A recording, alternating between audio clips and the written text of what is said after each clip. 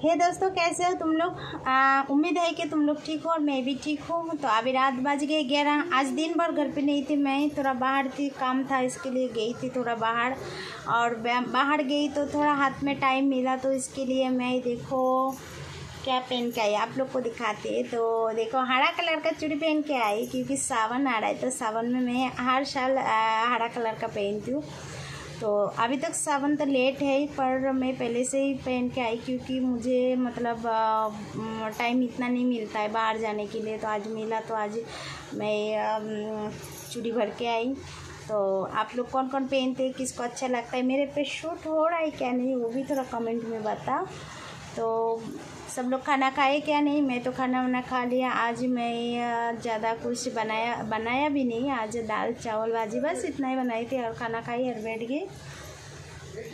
तो आप लोग का मेरा वीडियो अच्छा लगा तो लाइक करो, शेयर करो, कमेंट करो, प्लीज़ सपोर्ट करो सब लोग।